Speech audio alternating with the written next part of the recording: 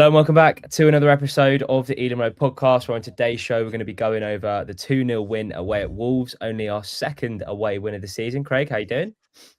I'm doing very well. I'm glad we were actually one away from home.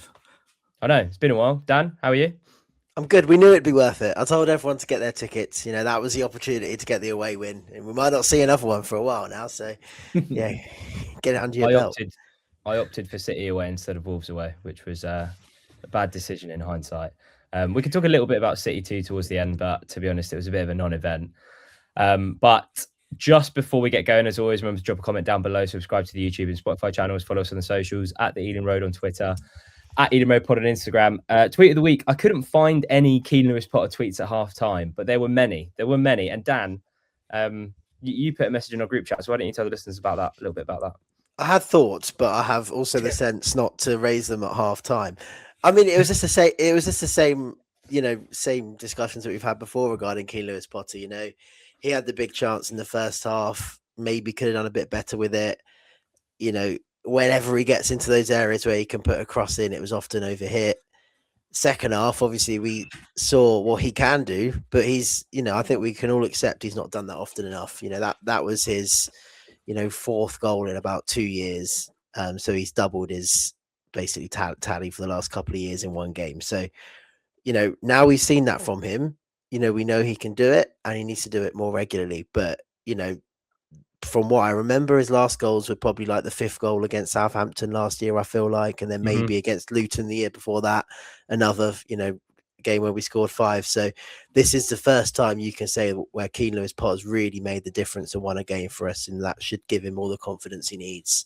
And, I really hope he kicks on now because he's earned his start next week. So he should start next week. Obviously, Nelson, we don't know where he is. Dango's not going to be back for a little while yet. So he can really cement that place in the team, because if he does well over the next few weeks, I don't think Dango's undroppable. He's been okay, but, I think there is a potential opportunity there. So he really needs to grab that now. Yeah, we'll talk a little bit about Keane Lewis-Potter, but there were definitely a lot of people that were quite frustrated with him at half time. But I think he looked up for it even from the first half. He seemed to be the only one that kind of wanted to drive with the ball a little bit.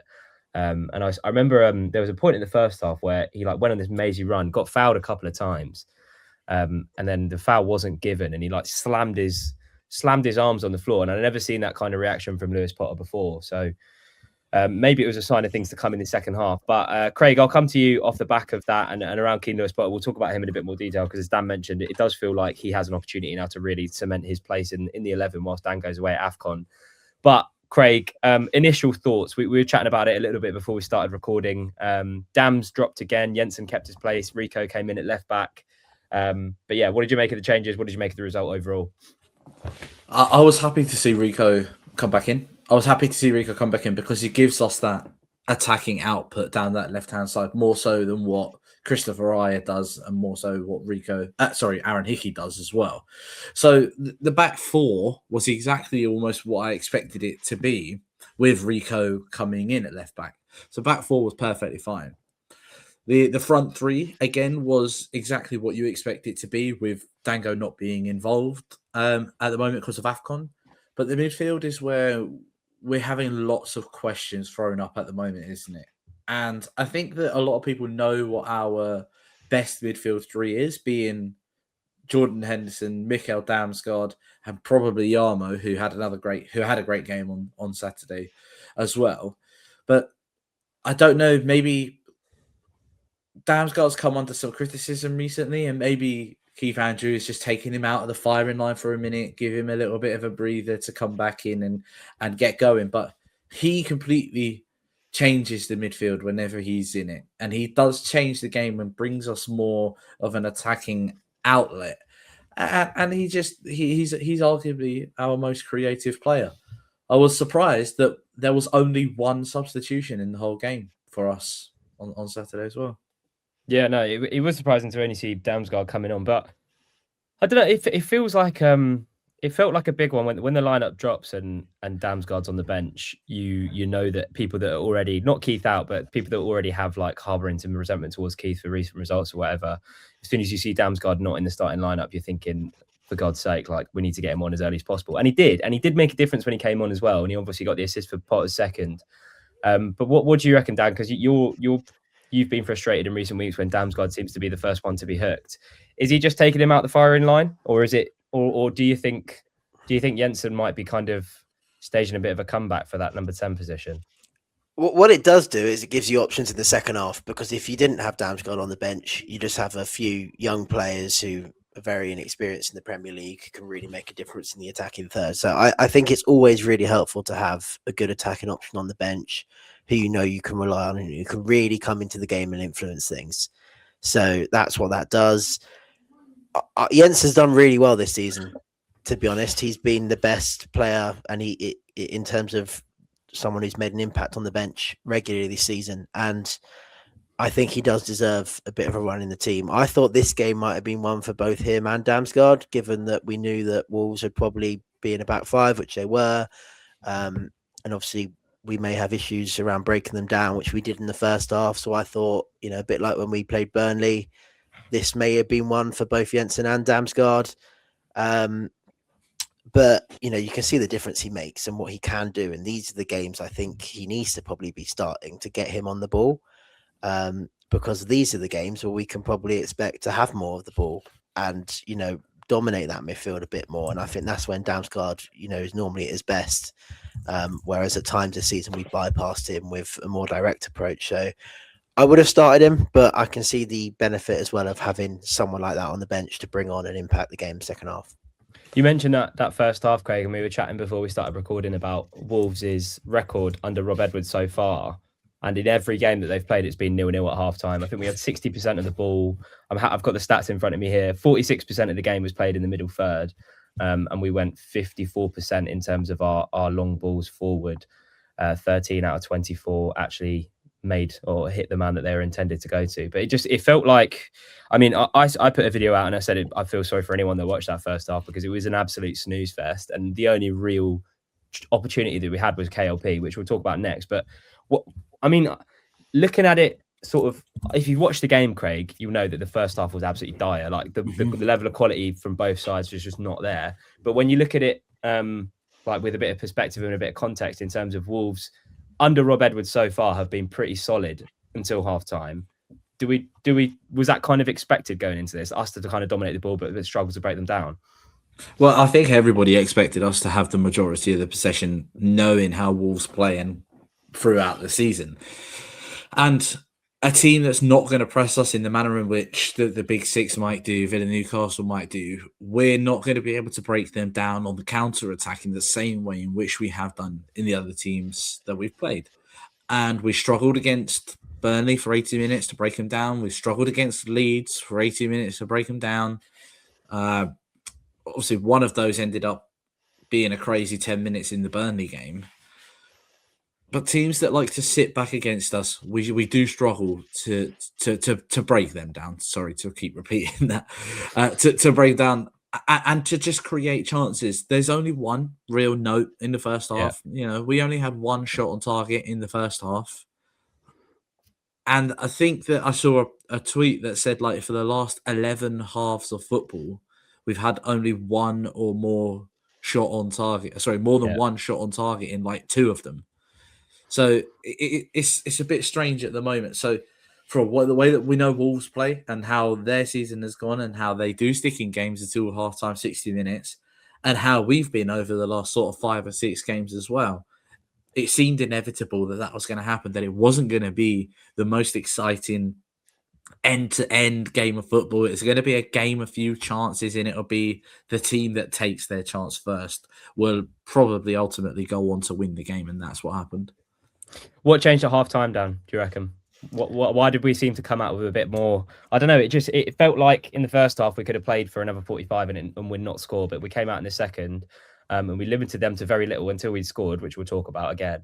But it did seem like the goal was going to come. Shada had one that I think he would have been offside for if it actually went in. But KLP was at the heart of that again. And Shada had another one as well from a cross from Yarmo. But it did feel like we were knocking on the door when we came out in the second half, Dan.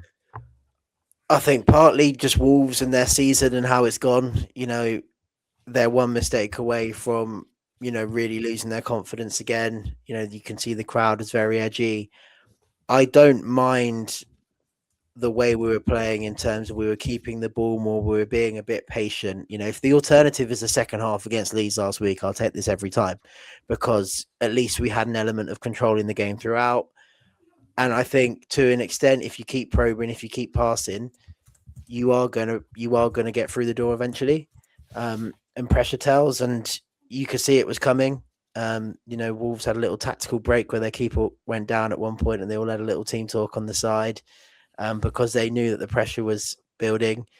You know, could Shard have done a bit better with one of his chances? Maybe, but you know, they were. I mean, he should put the header away. I think he would have been offside anyway, but the header's point blank range. You should put that away. Yeah, but you could tell it was coming, and then obviously Keane Lewis-Potter, you know, breaks a deadlock. You can see the confidence that gives him, and you know, it was a very good second half from him. But yeah, I just think sustained pressure, maybe a little bit more quicker, a little bit more urgent, but you know, still retaining that element of patience and not just starting to launch it towards Thiago, who I thought did actually have a poor game. And I don't know whether that knock he picked up last week is still affecting him, because obviously Henderson didn't play either. But yeah, I thought he was back to, you know, being the Thiago we saw at the start of the season for most of this game, if I'm honest. No, he was. He was a bit isolated. I think he has. I don't think he's scored since Burnley. I want to say he's not. Since the brace against Burnley. Ever since I put him in my fantasy team.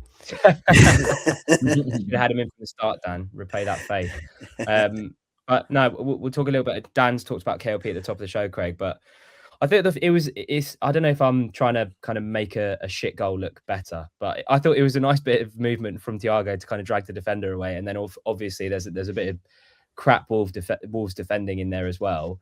But he takes it well, KLP, and I wonder like if it's worth having a conversation about where we are with him, because it seems like every week when he comes on or when he starts, you do see like tweets flying around like maybe this is one signing that just hasn't worked out. I think that's harsh considering the job that he did at left back for the whole of last season. But we've come on here before and we've all said that he's probably a better left back than he is a left winger. Yesterday was maybe the only game, or Saturday, sorry, was maybe the only game where you could say the opposite, because he actually in the second half he was the complete difference. He was the only one that kind of looked to get things started. He was finding space all over the pitch. But where are you with Keane Lewis-Potter, Craig? I know it's easy to talk about him after a result like that and after a game like that, but where are you with him?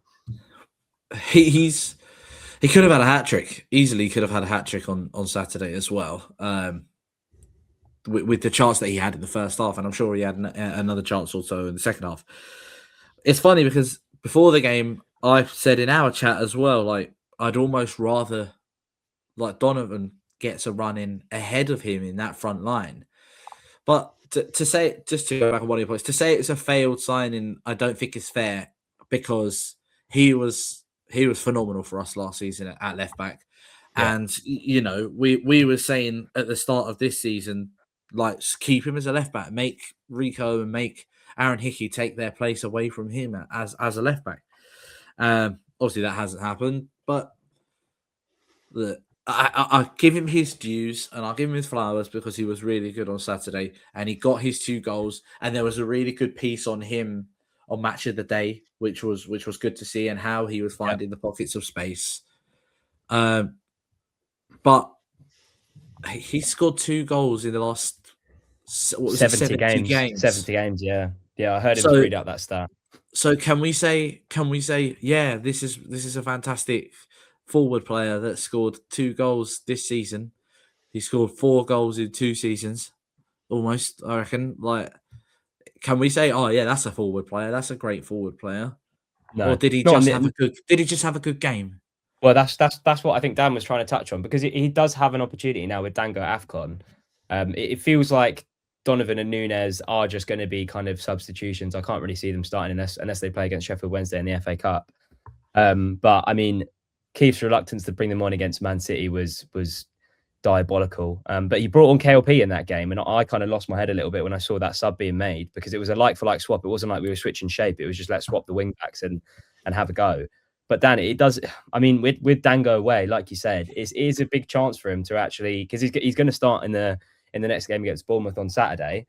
And I think personally, like for me, because his Brentford career has been so odd in that he's not really had like breakout moments or standout moments. There's been games where he's been okay. I remember in 23-24 when we went through that period of starting Neil Maupay and Keane Lewis-Potter up top as part of a front two with a back five. That was the pits, like Jesus Christ. But he's never really had that moment in a front three before. And he has had moments, obviously, as a left back. So I was just kind of buzzing for him to kind of be the main man on Saturday, Dan. Yeah, and these next few games are crucial. I think really for what you want from a front player is you want a player who can make the most of even if you don't have many moments in the game, you've got to make the most of that moment. When we play the better teams in the Premier League, you won't get so many opportunities as he got in that game. Bournemouth at home's objectively speaking a fairly nice fixture again for him to go into and try and assert himself onto, but this is his massive chance, because I think he'll start the next 3 or 4 games in that front three. If he can get a goal again in two or three of the next 4 games, then we start to see a bit of consistency from him, and that's what you need to see. You can't just come to conclusion based on one game when there's lots of evidence before that to suggest that he's not quite had that last bit to his game. But what I will say is the goals, the way he took them and the finishes, didn't look like a player who's only scored twice in 70 games. Yeah. But that's what we need to see from him more often now, and if he can go on a run now, I think I said on the podcast before, there's Hull fans who said he was up there with Jared Bowen in terms of how good he was when he was at Hull, and we've seen what Bowen's gone on to do in the Premier League. So, if he can kick on now in the next few weeks, then that'll be a great boost for the second half of the season and a great other option to have. We've almost been discounting him as an option on out wide, and I don't think we were wrong to do that. But he's got this chance now. He deserves to start next week, and hopefully he takes confidence from that. He said he's been working on it in training, playing the final third. Because I like his passing patterns. I like certain things he does. Yeah. But he needs to be better with that final ball or the final shot, because we won't always get as many chances as even he got on Saturday. But yeah, time to kick on for him now. You're right though. I think the quality on the ball has never been in doubt. He's quite press resistant, and not in a similar way.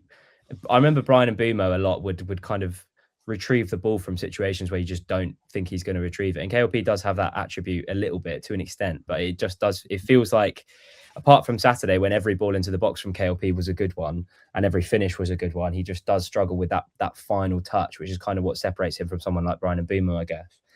But Craig, what did the away end sound like as soon as we scored? Because if you look at the momentum bar once again, it was like we score a goal and then we just sit back and wait. We showed more intent on the counter, and there were a couple of chances, one for Damsgaard that we'll kind of break down a little bit. But were there any groans from the away end when we proceeded to kind of just sit camped on the edge of our box for 10-15 minutes? But the funniest thing was, at the time that we scored, the Wolves fans were probably louder than us because they were singing about Raul Jimenez. So they were singing about Raul Jimenez at the time. So it was funny. But as soon as that goal goes in, they finished that chant. They went a bit quiet.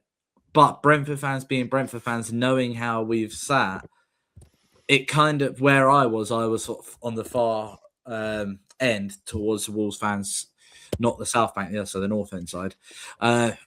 There was not too much confidence really when we went 1-0 up, which is funny. We go ahead and it's like, okay, here we go. And then we give them a chance, and I think Kelleher makes a save where it might not really be a save. Rico tries to clear the ball, it hits the Wolves player. Yeah. And Kelleher has to rush out and gets, well, actually Hwang gets there before he does. Thankfully, he heads it straight into Kelleher. So it's typical, isn't it? Where we go ahead and then we sit back for a moment and we try and give them a chance to get themselves back into the game. And again, if we was playing anyone else other than the Wolves, they probably would have scored. Someone with better players, they probably would have scored. But we got more of a foothold in the game after that little spell after our goal. And the chances then started coming again. The Damsgaard one's a really big chance, which I think he should do better with. But if there's anything that we know about Damsgaard, is he's not the goal scorer in the team. He's the creator, isn't he? Yeah. I mean, the Damsgaard touch, to bring it down, is so good, because you've got so long to think about it and you have to execute that perfect touch in that moment, and he does. And you're just thinking, Dan, just put it in the back of the net, but he just kind of trickles wide. But then we do get the chance for KLP to wrap it up. Some nice battling from Yarmo, nice bit of interplay between Coyote and Dams, and then combines to make it 2. And you kind of feel like the points are wrapped up at that point. And then, I didn't. Well, I thought it would be wrapped up, but I guess I don't know. It's never as simple with Brentford. I mean, do you want to talk us through the penalty, the save, Kelleher's performance in general? I thought, and I said so many times whilst watching it how much an upgrade it is on Mark Flecken, because he's just so much better in those in that moment when he comes out and blocks the Hwang chance, or Hwang heads it into him. But there was a moment in the first half as well when he comes out really quickly, makes a good save in the first half too. But yeah, a bit of madness towards the end, Dan. Never easier at Brentford. Yeah, I don't think we've spoken about Kelleher enough this season. You know, we gave him maybe a bit of stick at the start of the season. I think he could potentially be an underrated shout for our best player at the end of the season awards. I don't think he'll win it, but I think he, deserves to be in the conversation for it, because in terms of shot stopping, I think he is the best goalkeeper we've had, and I probably even include David Raya in that. Distribution, maybe not quite as good, but that's the bread and butter of being a goalkeeper, and he saved half of his penalties now. Yeah. For Brentford. And how long is it? If it feels like, David Raya, he always used to say never saves penalties. It feels like we're going back to like Richard Lee since we last had a goalkeeper who would regularly save penalties for Brentford. And, I think that will continue, because he's always done that. At Liverpool with Ireland, obviously he saved one for Ronaldo in the international break. He can come up with big saves and he will win points for us, which we never really said much about Flecken. And yes, he made a bit of a mistake. Probably didn't need to go in to give away the penalty, and it was an absolutely terrible penalty. You could see how it was like it was such a Kevin Schade at Sunderland penalty. Yeah, like, it was a proper zero faith. Yeah.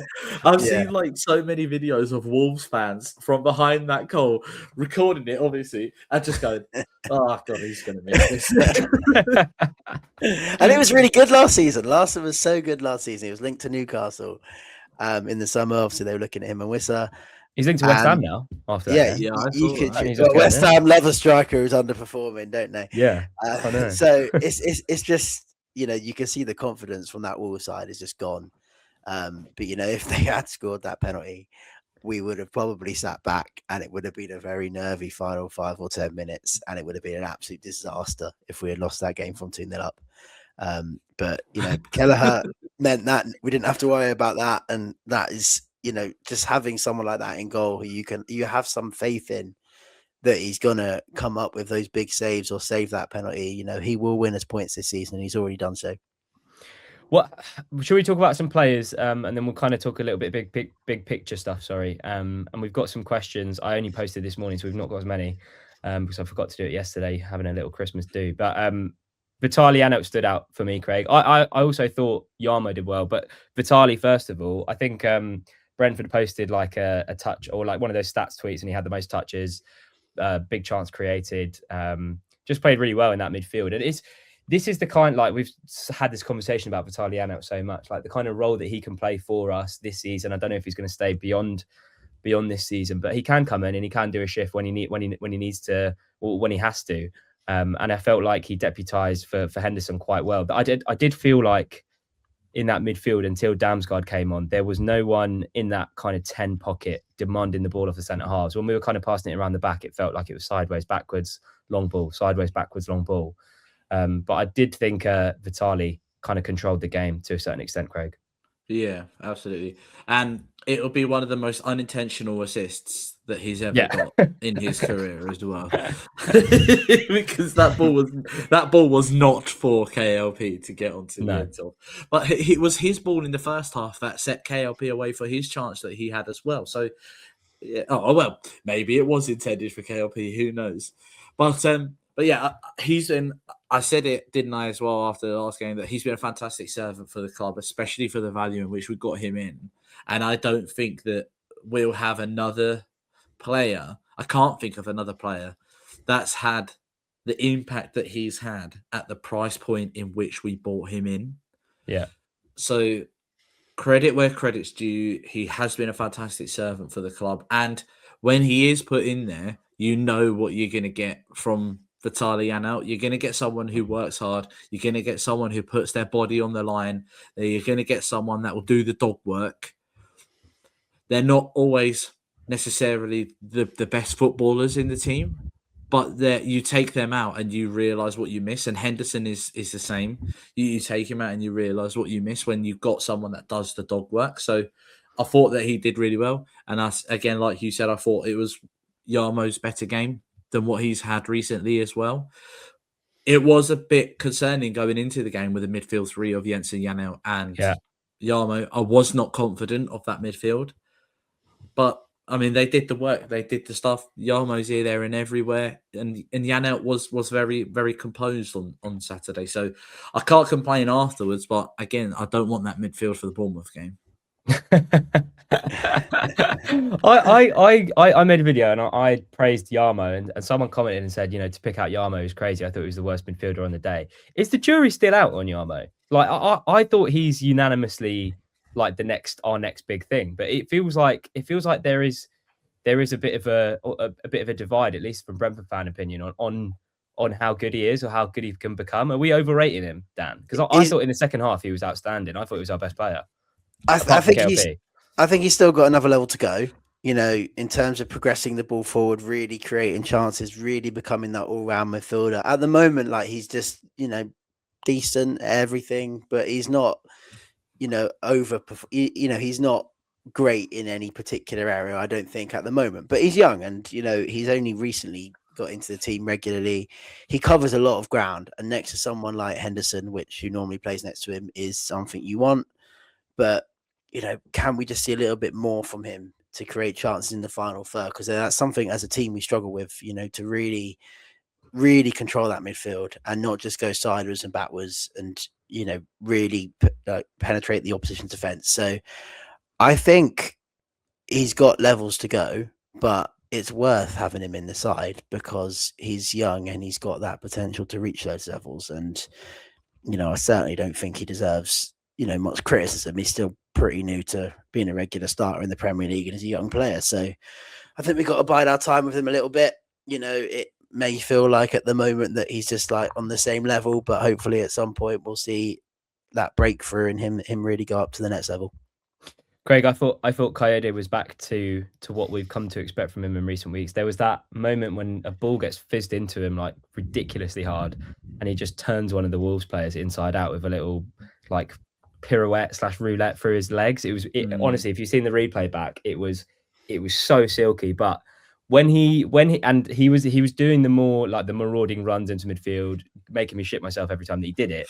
But you could see that he had a little bit of confidence in this game to actually really flex his muscles, which is weird because like if you think about the games where he's been at his best this season, that Liverpool game in particular with the long throws and with him like just charging into midfield all the time, but it feels like be careful what you wish for with him, because we've said that he needs to kind of tone it down a little bit in some games. But as soon as he's stopped kind of doing it, you're like, come on, go into midfield and make me shit myself a little bit more.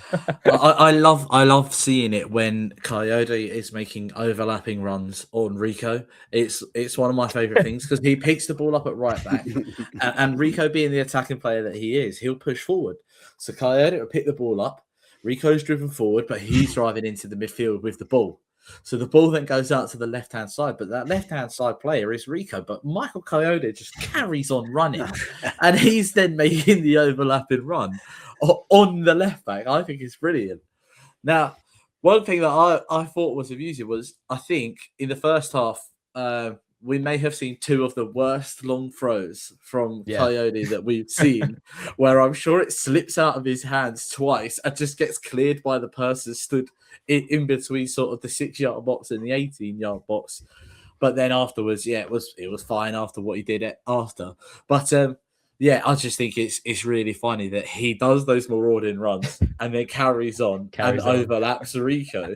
I just think it's brilliant. But when you've got someone like Vitaly Janelt or someone like Jordan Henderson, he can go and do that because those other players will just sit in and we become a back three in those scenarios. So they can just go and do that forward dog work as well. And And they obviously enjoy doing it, otherwise they wouldn't do it, right? Yeah, He misses Dan? his towel, I reckon. The towel. Yeah, I think away from home, Yeah. I've seen it in a couple games. When he doesn't have his trusty towel, Yeah. sometimes the ball slips out of his hands. The long throws aren't quite as effective. So, I reckon someone from the fans, the away end, needs to step up in To future. bring a towel. Give him So, the yeah, shirt. just Give him grab the him, shirt. just throw something at him when he's going to take a long throw. Get him to try the ball, and then you've basically got yourself an assist for Brentford. Should we anything else from the Wolves game? Because I mean, the Wolves were crap. We were less crap, but like we said, I think we were the better team. We deserved to win. We created enough chances. Could have been nervy, but Kelleher stepped up and kind of made his quality shown. Anything else from the Wolves game that we want to talk about? We'll brush over City, and then we've got some questions to get onto as well. No more relegation battle, like I said. Yeah, is it Europe? Is it now Europe again? Europe sort of It's again. not Europe. It's just mid-table mediocrity, unfortunately. But I think looking at the points total and looking at all the available history in the Premier League, we'd have to have an absolutely dreadful second half of the season, I think, to end up in that bottom three. But let's hope I'm not wrong there. But I think five or so more wins should do it. Hopefully. I can't believe the guy asked us on the last pod. No, yes. I just want a yes or no, no nonsense. And we said wait until the Wolves game, and now we're saying no, absolutely not. We'll be fine. Yeah, I think it's just because that's what I said last week as well. I said if we beat Wolves, we'll be fine. Go on, Craig. What are you trying to say? Sorry. I was gonna say I saw something on Twitter or Facebook or wherever it was that at the point that we are now in the season after 17 games, in no other season have we had less points than what we've got now. We've had 2 seasons, I think, where we've had 23 points. Two other seasons where we've had 23 points, or this and one other. But after 17 games, 23 points is the most points that we've had. We've not been so it's crazy, isn't it? Because we're going, oh man, this is awful. Especially with away from home again, this is dreadful. Burnley, this is awful. Leeds, this is awful. And then when you do go bigger picture, you go, well, it's not. We haven't had a better season than what we're having now. Points wise, the best Brentford team ever. I think this is and I want to Keith talk Andrews about in. Yeah. No, but I think there does need to be like a separation between performing well in the league points wise and what we think Andrews can do long term. And I was going to talk about City, but City, I mean, you could just do it in a sentence. It was shit. The subs were frustrating again. We didn't create anything really at all. And I would have liked to see Andrews go for it a little bit more in the cup competition, considering we'll probably be okay this season. But in terms of that question about go on, Craig, go on, and then I'll come back. I just wanted to say, in terms of the league and points tally and things like that, and Dan says mid-table mediocrity, which by the end of the season it probably will be, but we're only halfway through. I mean, Bournemouth marks the 18 games, marks halfway through the season. No, it doesn't.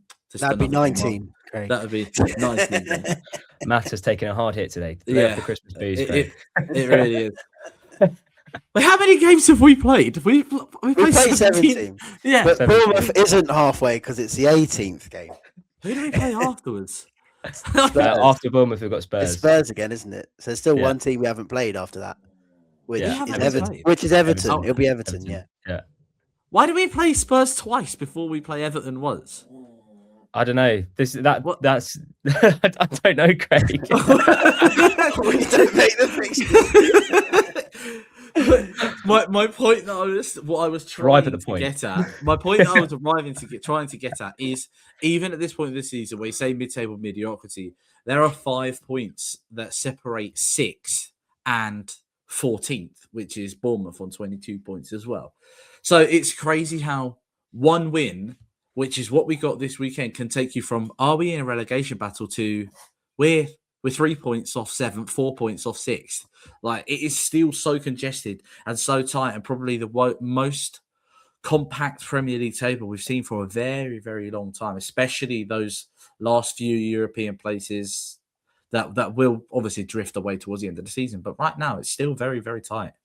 It's super tight, and I feel like that does need to be taken into account. But I want to talk. We've got 2 questions that I want to kind of dive into a little bit in terms of that separation between league position, points tally, and whether we think Andrews is the guy to kind of push us on So there's a question from Popey on Twitter. He says, do the stats still support what Andrews is doing? Feel like we're creating very little high chances. I know the model is built on more than just that, but you've got to think Benham would want some answers on the style of play, which if we could be a fly on the wall in the conversation between Matthew Benham and Phil Giles, I would absolutely love it, because I'd love to know what they're thinking in terms of where we are on the style of play, because it does feel like we've been building steadily towards being able to play more attractive football under Thomas Frank, and it feels like we've regressed a little bit. But in terms of the other question that I want to talk about, Gabriel on Twitter is saying, have we stagnated a bit, or are fan expectations just so much higher? We're incredibly consistent across 5 Premier League seasons, yet fans seem more disillusioned now. Where would you expect us to be? And he attached that question with a picture of Brentford's league positions. As you were mentioning, Craig, at this point, every season we have been within 20 to 23 points, and we've been within 13th to 12th, where we currently are now. Oh no, we were 10th in our second season, 12th in our first season, 13th in our third season, 12th in our fourth season, and we're 12th again in our fifth season. I don't know why I did that in a non-chronological order there, but anyway, so we are basically in the exact same position that we've been in every single season so far. But in terms of that first question, I want to point out that the XG so far, in terms of chances created, is 28.92. If you take away all the penalties that we've had this season, we'd have about a mid-table XG. Our XG at the moment is quite high, but if you take away all the penalties, it would be around mid-table. A more interesting angle, at least from my point of view, would be that if you look at the XG that we've created against teams that we consider to be in and around us, and we take Big Six and the high-performing teams out. So we created 1.28 against Wolves, 0.72 against Leeds, 0.29 against Spurs, 3.06 against Burnley. There was a penalty in there. At 1.91 against Brighton, there were 2 penalties in there. 0.53 against Palace and 0.6 against Fulham. Those are the games that I'm looking at, and that's where I think there should be a separation between where Andrews has us currently in terms of league position and points tally, and where Andrews could take us in the future. And there was a comment on I made a video kind of stressing out my concerns around Andrew's style of play, and it was like, the comment said, we should give him time to kind of establish a playing style that can create chances on a consistent basis, having lost the attacking players that we did over the summer.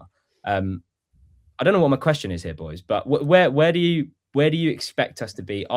Is Keith Andrews suffering from expectations rising enough this season in the Prem? And do we still feel like Andrews is the guy to take us forward? Because we did have a big chat about it last week, but either of you open to the table. I feel conflicted with my emotions going into this, because going into the season, because going into it, I was like, finish 17th after we've lost the manager, after we've lost our goals, we've lost our captain. 17th is a good season. Stay up, rebuild, go again. But then you have such a good home record, and you get results against Villa, Newcastle, Chelsea, United, Liverpool, and you're thinking, okay, we've got the foundations already to be able to build on and push on to that potential next level. But then you have games like all of the away games. How many have we had away from home now? Nine away games, maybe. So 7 out of 9 away games have been rubbish, absolutely woeful. And you look at those ones and you go, okay, well, we lost at Forest, who are 17th. We lost at Sunderland, who are a new promoted team. We beat West Ham, who are in the bottom 3. We beat Wolves, who are bottom. So the ones that you would expect to win, you win. The ones that you would hope to be able to get something from, you're losing. We go over to Fulham, we roll over. That was awful. We go to Brighton, roll over. That was awful. Palace, not great. It is the teams that are in and around us, away from a home, that are causing us problems. And that's when you start to think, can he, change his game plan when we play the teams that are in and around us away from home and create issues for them? And based on 7 out of 9 away games, the answer is no, really. Can he cause them problems? No. What do you reckon? I think the league, first of all, the league table's fine. The position we're in currently is fine. I don't think there's any issue with that. I think the issue comes with, similar to what Craig said, I think we're very good underdogs. we're pretty good in games where we're not expected to win and we don't want a lot of the ball and we can be quite direct. But what you want to see after several years in the Premier League is a bit more control against teams in and around you. That's all I ask for. I think the way he's approached games against some of the top teams is completely fine. It is these games where you want to control things a bit more. And Wolves was a little bit better. Leeds first half was okay. That Leeds second half, no. We can't be doing that. We just can't be doing that against teams in and around us. Craig's muted and he's. I was saying just no. I was saying just no. Just no.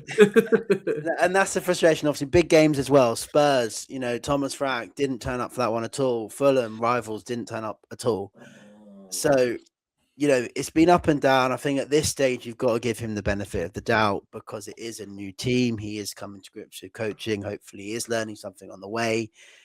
Again, be braver with your subs when you're losing games. That's what he needs to improve at as well. But I think with any manager, you can probably find things that they're good at and things that you're frustrated with. But generally, the way it's going and what we expect is it's okay. I think if we had kept everyone from last season, you'd probably start to really, expect a top half, a European challenge. But I think, the reason I'm expecting us to end lower this season, and I'm okay with that, is not because of how long we've been in the Premier League. It's just because of what we've been through over the summer, which would have an impact on any team, even one as well run as us. So it's fine, generally, in terms of the league position and points total, but we want to see a bit better start of play in certain games. I also think that our history and track record suggests that at this point in our Premier League career, we should be looking at the next step. And I'm going to go back. I'm going to go way back. Like when we got promoted from League Two, we spent a few seasons consolidating in League One, getting comfortable, and then we pushed on. I think we was in League One for 4 or 5 seasons, and then we got promoted. We got to the Championship. We had a bit of a fluky season that first year where we got into the playoffs. But then after that, we finished like 13th, 12th, 13th, and then we finished 3rd and 3rd. So what we do is we have those get in the division, consolidate, push. We did that last year. We got in, but we got into the division, stayed in it for 3 seasons, and we pushed last year. And last year was so enjoyable as well. I had so much fun watching us play. But it's like you've done your consolidating, you've started your push. But we've taken 2 steps forward, 1 step back because of the players that we've lost and the staff that we lost in Thomas Frank and things like that as well, that we've had to take a step back. So it feels like we've almost gone back to that consolidating phase again.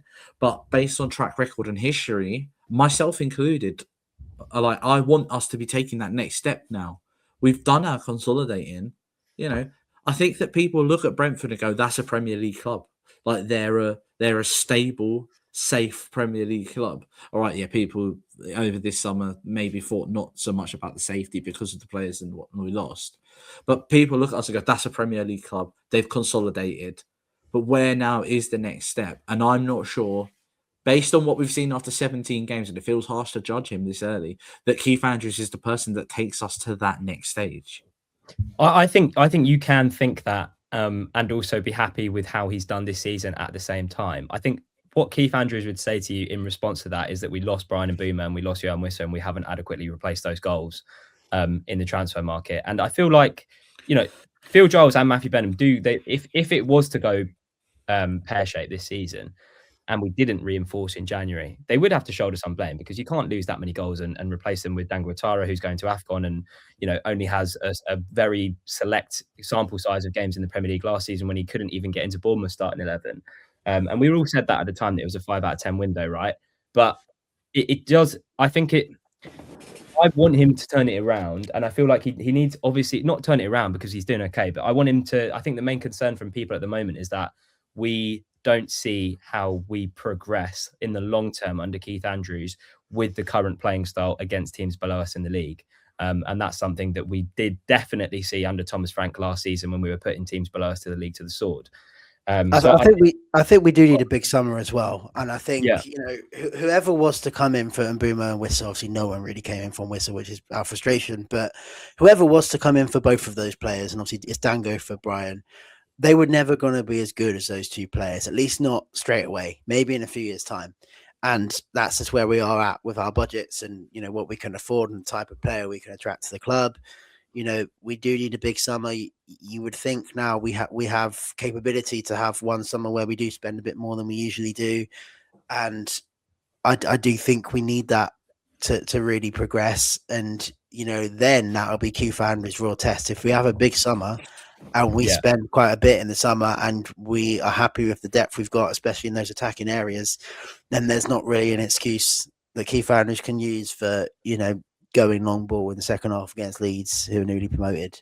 So that's the challenge he's got. But, like I said, I think we're doing okay generally. What that last point on Gabriel, where do you expect us to be? I think it's fair to say all of us expected a drop off this season with the names that we've lost and Thomas Frank going. We all expected a drop off, which is why I think everyone would have taken 17th before the season started. But what I did expect was more against Leeds, more against Spurs away from home, given their form, more against Palace away, more against Fulham away than what we've created in those games. And I think it's fair to expect that. And I feel like Andrews, or the opinion on Andrews, kind of has shifted a bit from those performances where we don't offer anything going forward. We'd like to set up and just play long balls and be hard to beat.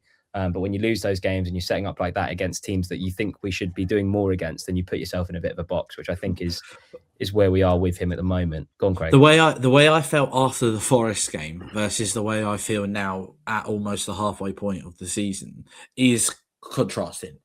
After that Forest game, I think that there are so many Brentford fans out there that were like, we are doomed this season because it was dreadful. That Forest game was awful. And I can imagine there are so many Brentford fans out there as well that are going, wow, we are in the trenches here. But, again, our home record is what will make our season potentially look better than what our season actually is. We look at last year, and I know it's completely different to last year, but we had seasons within a season. And I think that we had 4 seasons within that season. We had, our home record up until the halfway point and our away record up until the halfway point. That's 2 in itself. Then you get past that and you've got our away record in the second half of the season was fantastic last year, but our home record was not really. And we're literally paralleling. Is that the right word? I hope so. We are the parallel of last season, where our away record is woeful, but we're getting points at home, like consistently getting points at home. So we're I should have said mirroring. I don't know why I didn't say that one. We're mirroring the season that we had last year. It was even worse, the away record last year. We hadn't won at all at this point. So, we've got 2 under our belt. Yeah. But the thing is, at this point last season, the games that we were playing away from home, we were like, God, I can't believe we've lost that game. I can't believe we've lost that game without anything. But this season, we're coming out of games going, God, that could have been a lot worse. That could have been a lot worse. Let us know in the comment section, because I think it's a really interesting discussion. Whether you're Andrews in or Andrews out, I still think everyone here is Andrews in, and I think there are concerns in the long term about how we progress. I think that would be the fairest way to kind of summarize it. But let us know in the comment section, because I think it's a really interesting discussion.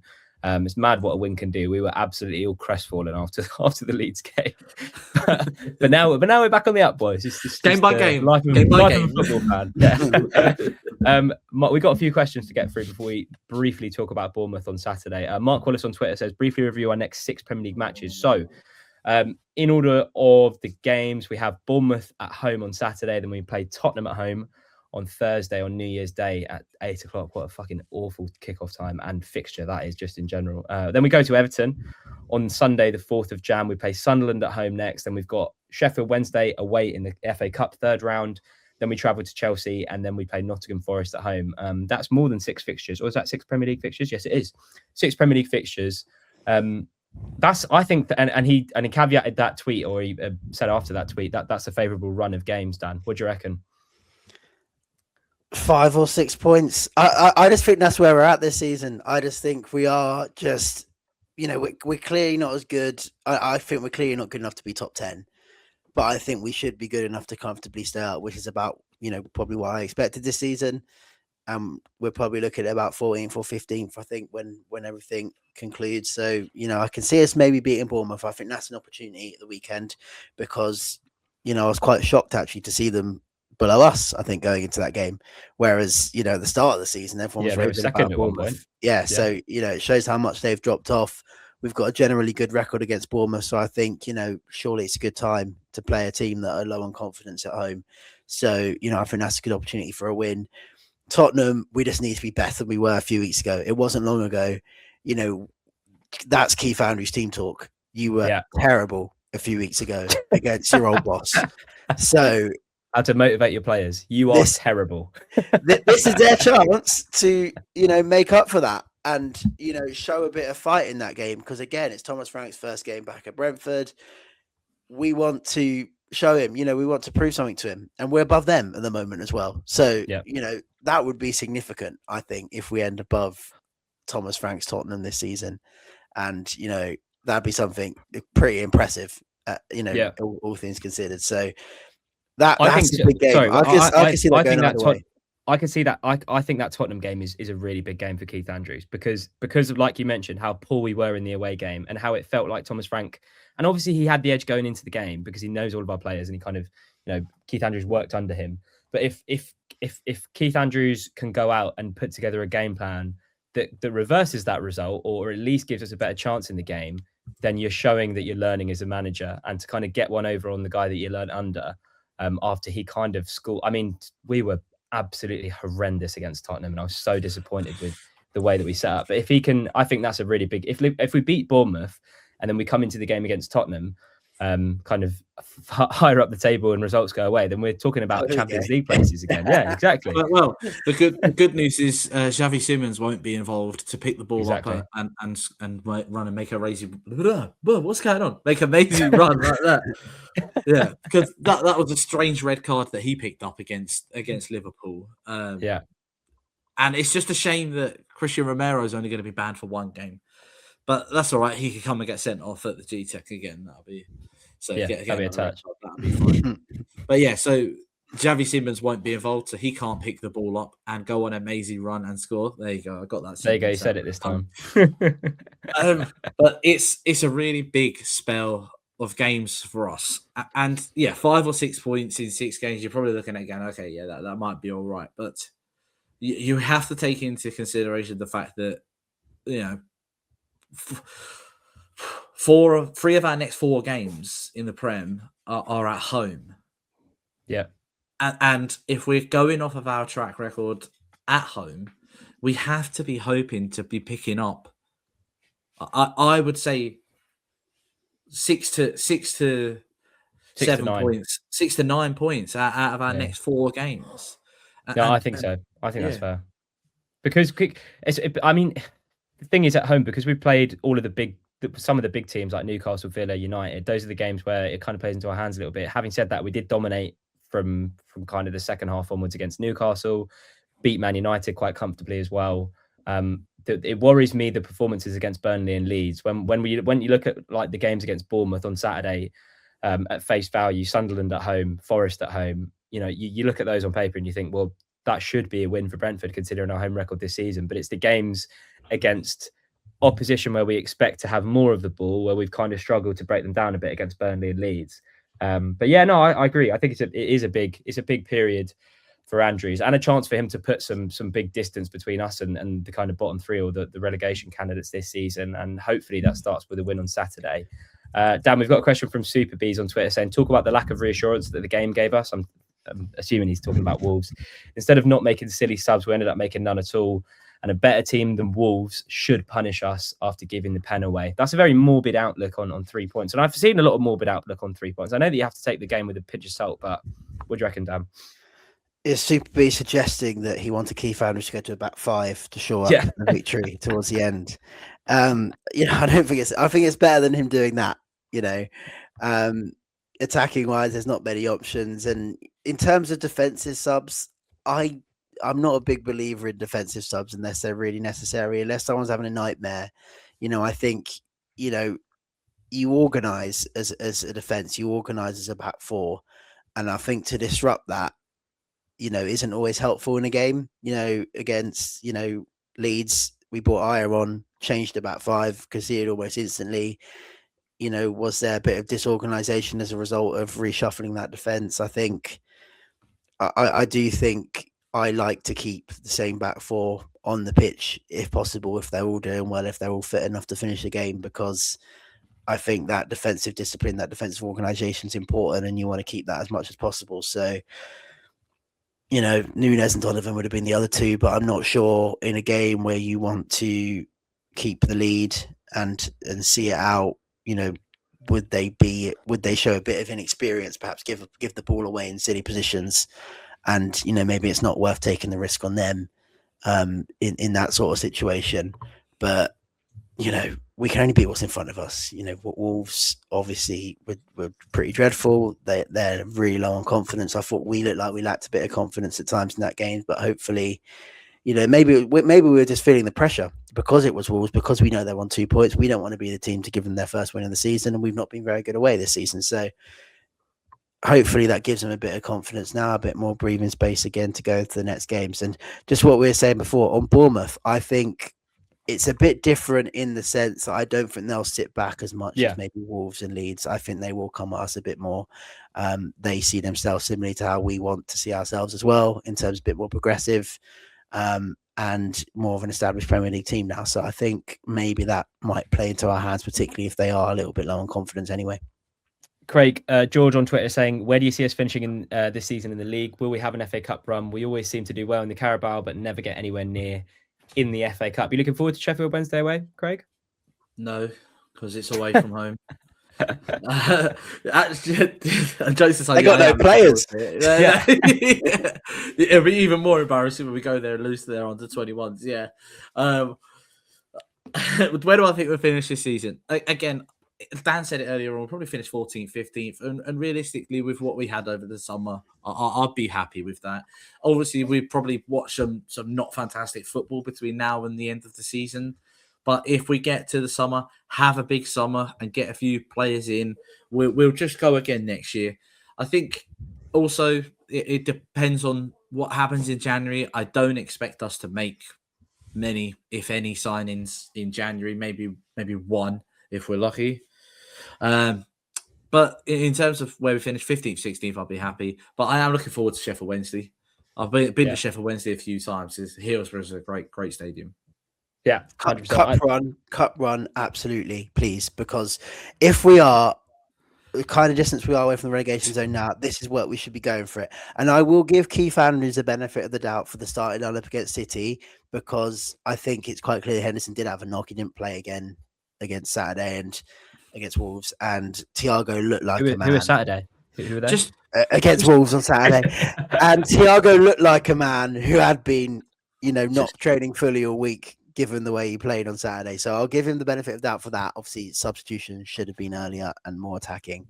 But cup run, FA Cup, go for it this season, please. Just at least get us to the semi-final so we could have a day out at Wembley. Just at least get us to the semi-finals. Yeah. I don't like that. Who wants, imagine we go to Wembley in the semi-final and we win, and then you don't lift the trophy at the end. You've just got to go back to Wembley a few weeks later. I just don't agree with that. But sure, I'm all up for it. There's an last question from Twitter, and I think it's really interesting one. Archie saying, although we finally picked up another away win, I struggle to see how we want to set up. Thoughts on this? I think the main, and we kind of touched on the playing style a little bit. What we had under Thomas Frank, and what I was kind of saying to Spurs fans when they got Thomas Frank, was that I don't see Thomas Frank as a manager that's kind of wedded to a tactical identity in the same way that someone like Ange Postecoglou or Vincent Kompany or Russell Martin is. What we had with Thomas Frank was someone that changed game plan depending on the opposition. But what we always had in the back of our minds, and what I've been trying to say to Spurs fans is, and they don't seem to believe me for whatever reason, is that when we did have one of the best squads in the Championship, the football that we played under Thomas Frank was really, really good and really, really fun and really exciting and really expansive and all those kind of buzzwords for free-flowing attacking football. It feels like under Andrews, we've not seen that part of it yet. Whilst under Thomas Frank, he had the credit in the bank, and it has to be said that a mitigating factor for that was that he had one of the best squads in the Championship for 2 years on the trot. It feels like we had game plan A against the bigger teams, which was to sit back and do what we've done to done to good effect this season against some of the big teams. Sit back, hit them on the counter with pace, and with balls in behind and with second balls and all that kind of stuff. And we've picked up points that way so far this season. However, under Andrews, to either of you, it doesn't feel like we have the other style against the lesser teams, which is have the ball, control the game, build through the thirds effectively. It feels like we are relying more on game plan A for games that should be game plan B, if that makes sense. Did I say that well? I'm not sure. Yeah. That's correct. I agree. Yeah. Okay. Question answered. Craig? It's still 2 route 1 against teams that also want to be route 1 against us. So it's just long ball versus long ball, and that doesn't work. No. Okay, right. Should we going on for an hour now? Should we chat about Bournemouth? Chance of back-to-back wins record, as we mentioned already, against Bournemouth and Iraola so far in the Premier League. I mean, Keith Andrews has already beaten Bournemouth once this season in the Carabao Cup. How are we feeling ahead of it to either of you? Dan, do you want to start us off? And then I'll go to Craig. I don't think we have any reason to not have hope going into this one. They're not on form. If you stop Semenyo, I think you go probably a long way to stopping Bournemouth at the moment, because obviously he's clearly a brilliant player who is probably likely to leave next month. So maybe we're playing at the wrong time in that respect. But I think in terms of their recent form, they weren't able to beat Burnley at home at the weekend. We've got to go in this with some confidence. We're above them. They've been on, I don't think they've won since October, I think I read, in the league. So they're not going to be high on confidence. We got a fairly good record against them. And like I said, I think they will be a little bit more open than, Leeds and Burnley would have been. So it'll be a slightly different game in that aspect. And I'm hoping that will suit us more, but it's still a game that I want us to control a little bit more in the midfield, be a bit dynamic in how we play, and not just one-dimensional. But there's no reason we can't kick on, and if we do, then it eases any fears even more so. Craig? 3 points in Europe, please. I'm gonna have to be the one to tell you again that I just don't see it this season, and I was right last season in the end. I think Dan's right with everything that he says there. It is a really, really good opportunity for us to get another 3 points on the board. And we're at home again. And I am confident, even after the last few games, which haven't been fantastic, I am confident of us winning at the G-Tech. So, yeah, up the bees. Up the bees, boys. There will be no Bournemouth preview this week due to just Christmas plans and people here, there and everywhere. But Merry Christmas from all of us on the pod. And the full-time Bournemouth show will be out next week at some point. So keep your eyes across our socials for news on when that's going to drop. Remember to drop a comment down below with everything we've discussed. Sorry if we didn't get to some questions that I've just refreshed my feed to see on Twitter. But I think a lot of them were kind of that kind of question between where are we with Andrews long term? Are the fans' expectations too high? And I think we've kind of answered that. Well, I hope we've answered that to some degree. So yeah, drop a comment down below with all your thoughts around the chat that we've just had. Subscribe to the YouTube and Spotify channels. Follow us on the socials at the Ealing Road on Twitter, at Ealing Road Pod on Instagram. Boys, Merry Christmas, and I shall see you on the next one. Merry Christmas and up the bees. Yeah.